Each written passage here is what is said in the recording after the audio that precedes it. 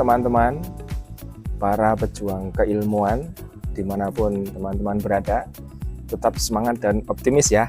Ini adalah program dari Sekolah Riset Satu Kata, dan program ini bertujuan untuk mengenalkan dan membagikan informasi mengenai berbagai macam kegiatan dan program-program yang diselenggarakan oleh Sekolah Riset Satu Kata. Mungkin teman-teman belum ada yang tahu atau baru pernah mendengar apa itu Sekolah Riset Satu Kata. Sekolah Riset Satu Kata adalah salah satu lembaga yang menyelenggarakan banyak sekali kelas-kelas yang bertujuan untuk meningkatkan kapasitas riset, kapasitas keilmuan, membangun cara berpikir kritis. Nah, sampai saat ini Sekolah Riset Satu Kata sudah berjalan sekitar 5 tahun, dan kami sudah menyelenggarakan sekitar 40 kelas riset yang berbeda-beda. Nah, bagi teman-teman yang ingin tahu lebih jauh tentang Sekolah Riset Satu Kata, bisa mengunjungi media sosial Sekolah Riset Satu Kata, atau Anda bisa men-searching di Google Engine, dan nanti akan langsung oleh Google diberitahu link untuk mengetahui lebih jauh Sekolah Riset Satu Kata itu apa, programnya apa saja, yang sudah diselenggarakan apa saja, dan yang terpenting bagaimana Anda bisa juga melihat bagaimana pengalaman para peserta dan teman-teman yang sudah pernah mengikuti program Sekolah Riset Satu Kata. Nah, itulah sekilas pengenalan tentang Sekolah Riset Satu Kata. Nah, untuk kali ini kami akan membagikan informasi mengenai program terdekat atau kelas riset terdekat yang akan diselenggarakan oleh Sekolah Riset Satu Kata di bulan Februari yang akan datang. Dan kelas di bulan Februari yang akan datang ini akan diselenggarakan secara offline, gitu ya.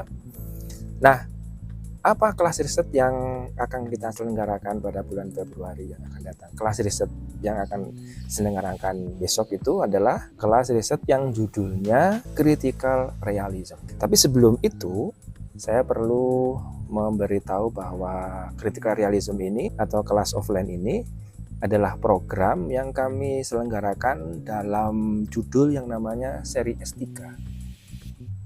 Nah, apa itu seri S3? Seri S3 ini adalah program yang kita rancang untuk membantu teman-teman yang saat ini sedang menempuh studi level doktoral atau studi level S3 ya. Jadi ada seri S3. Seri S3 itu kepanjangan dari Sekolah Riset untuk Mahasiswa S3, sebetulnya begitu. Tapi ada yang bertanya, apakah seri S3 ini bisa diikuti oleh mahasiswa yang belum menjadi mahasiswa doktoral? Boleh saja teman-teman. Jadi meskipun namanya seri S3, tapi program ini bisa diikuti oleh teman-teman yang baru S1, atau Anda sedang skripsi, atau teman-teman yang saat ini sedang S2, atau teman-teman yang saat ini punya impian atau punya rencana untuk melanjutkan pendidikan sampai level S3 gitu. Tapi secara umum prinsip-prinsipnya bisa digunakan untuk meneliti, untuk menulis artikel, untuk menghasilkan tesis dan seterusnya. Nah, itu adalah sekilas tentang seri S3. Nah, Critical Realism sendiri yang akan kita selenggarakan pada bulan Februari yang akan datang itu adalah seri S3 yang ke-6, teman-teman. Jadi kita sudah menyelenggarakan kelas seri S3 itu sejak tahun 2022. Nah, di setiap seri S3 yang kita selenggarakan itu ada fokus yang berbeda-beda antara seri S31, seri S32, seri S33 dan seterusnya. Nah, untuk bisa mengetahui apa saja fokus dari seri S3 masing-masing ini, teman-teman bisa mengunjungi YouTube dari Sekolah Riset Satu Kata atau Instagram dari Sekolah Riset Satu Kata untuk melihat fokus dari masing-masing seri S3. Nah, untuk yang seri S3 ke-6 ini fokusnya apa? Nah, untuk seri S3 yang ke-6 ini kita akan fokus pada yang namanya realisme kritis. Gitu ya. Nah, kenapa realisme kritis ini menjadi program seri S3 yang akan kita selenggarakan? Yang pertama, di seri S3 yang sebelumnya, realisme kritis atau critical realism itu adalah salah satu metodologi dari 4 metodologi yang biasanya kita bahas di dalam setiap seri S3. Tetapi di seri S3 yang sebelumnya, critical realism ini atau realisme kritis itu hanya dibahas satu sesi saja atau 2 sesi saja, sehingga dia belum mendalam. Nah, seri S3 itu kita lakukan, ada banyak sekali permintaan dari para peserta untuk menyelenggarakan satu seri khusus yang membahas secara mendalam dan dalam waktu yang lebih panjang tentang metodologi yang namanya realisme kritis. Nah, seri S3 ke-6 inilah yang akan kita sediakan untuk mewadahi keinginan teman-teman itu. Nah, tapi pertanyaannya, mungkin teman-teman belum ada yang pernah mendengar tentang critical realism atau realisme kritis, atau pernah mendengarnya tapi belum tahu apa maksudnya.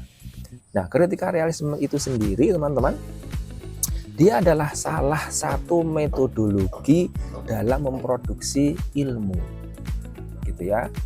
Jadi dalam memproduksi ilmu itu atau dalam metode penelitian, selama ini kan kita hanya diperkenalkan 2 saja ya. Pertama kualitatif atau kuantitatif, teman-teman.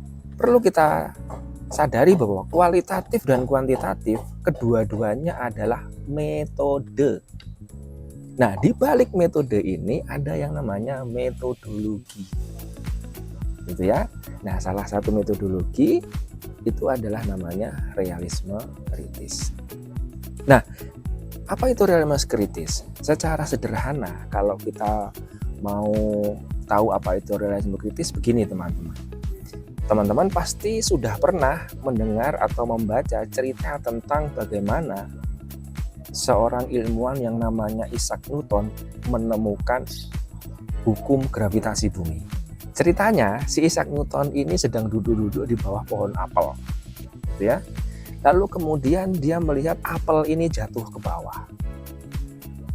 Yang dia lihat itu sebuah buah apel jatuh ke bawah. Yang dia lihat fenomenanya itu. Buah apel jatuh ke bawah, gitu ya. Lah, tapi dasar si Isaac Newton ini ya, dia kemudian punya pertanyaan yang sangat penting, dan pertanyaan itu menghasilkan pengetahuan yang sampai sekarang terus kita pakai dan kita kenal, namanya gravitasi bumi. Isaac Newton bertanya pada waktu itu, apa yang membuat apel ini jatuh ke bawah? Kenapa jatuhnya tidak ke atas? Gitu ya. Yang pertama, dia melihat sebuah kejadian apel jatuh ke bawah.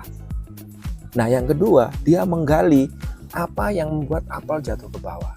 Lalu yang ketiga, dia kemudian melihat banyak sekali benda-benda kalau jatuh selalu ke bawah. Nah, lalu kemudian dia terus berusaha untuk menjawab pertanyaan itu, lalu kemudian dia menemukan hukum yang namanya gravitasi bumi. Jadi gravitasi bumi inilah yang membuat benda apapun itu kalau jatuh pasti ke bawah. Nah, apa hubungannya dengan critical realism itu tadi? Yang pertama, teman-teman, critical realism itu dia akan melihat bahwa apa yang kita lihat, segala peristiwa yang kita lihat, fenomena yang kita lihat itu seperti fenomena gunung es. Teman-teman tahu ya, gunung es itu yang kelihatan paling atas atau yang kelihatan paling bisa kita observasi dengan mata, dengan panca indera kita, itu hanya ujungnya saja, Nah, kalau kita berhenti hanya pada ujungnya saja, kita tidak akan bisa menemukan akarnya, atau kita tidak akan bisa menemukan badannya si gunung es ini yang jauh lebih besar, yang membuat si ujungnya tadi muncul ke atas. Gitu. Jadi critical realism ini seperti akan membawa kita untuk terus melihat sebuah fenomena apa saja dengan cara yang kritis. Jadi kalau misalnya kita melihat ada orang yang tidak punya rumah, dia hidup di jalanan, dia tidur di emperan toko, gitu ya. Kalau kita hanya berhenti pada fenomena itu saja, kita mungkin akan berpikir, orang ini kayak nggak ada kerjaan aja sih.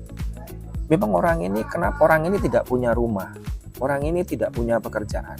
Mungkin kita akan bisa menyimpulkan orang ini malas.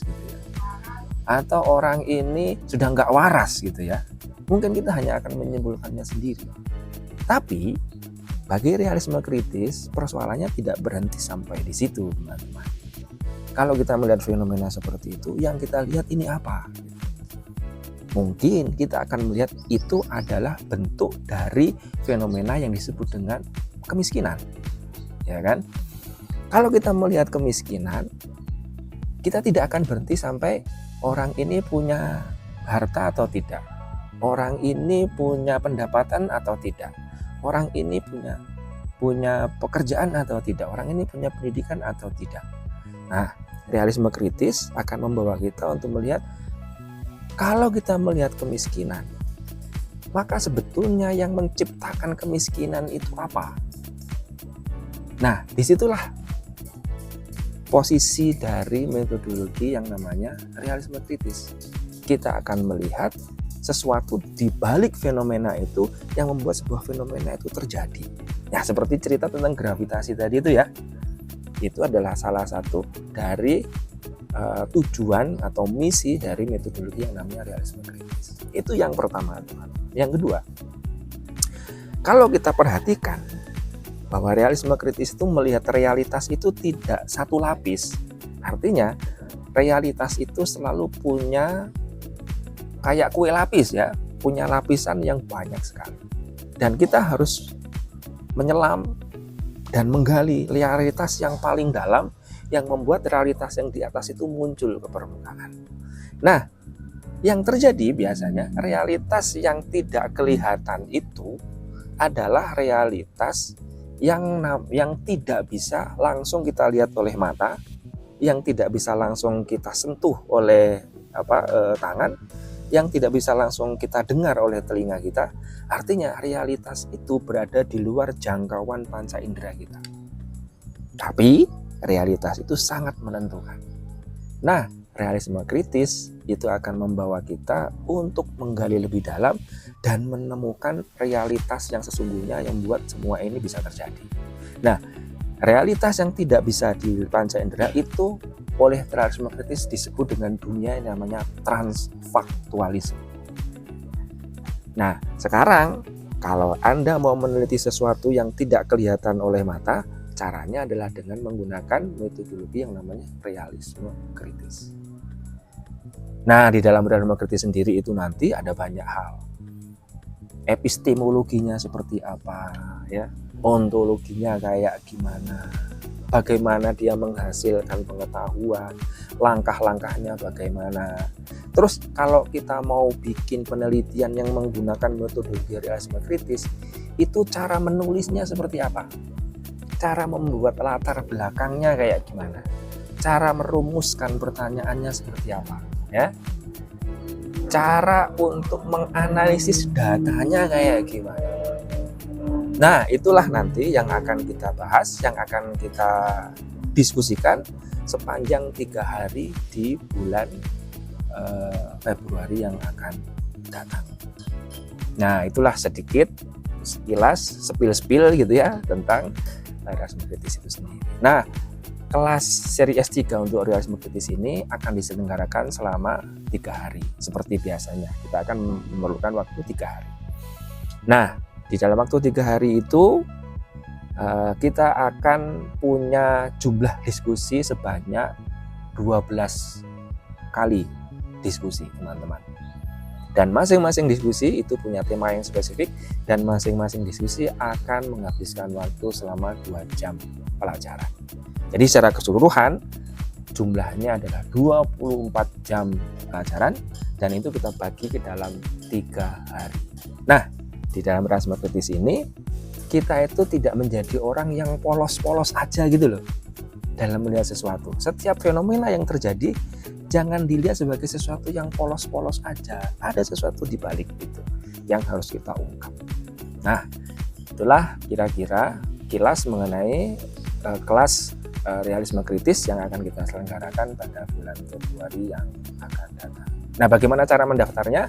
Silahkan teman-teman klik tautan di bawah ini, atau teman-teman bisa langsung menghubungi kontak dari Sekolah Riset Satu Kata yang tertera di dalam flyer yang sudah kami sebarluaskan. Dan teman-teman juga bisa melihat apa saja diskusi, tema-tema diskusi yang akan kita selenggarakan, yang akan kita lakukan pada 12 kali pertemuan itu pada video flyer di dalam tautan berikut ini. Begitu teman-teman, semoga kita bisa bertemu lagi di waktu yang akan datang. Terima kasih, salam keilmuan, dan sampai jumpa.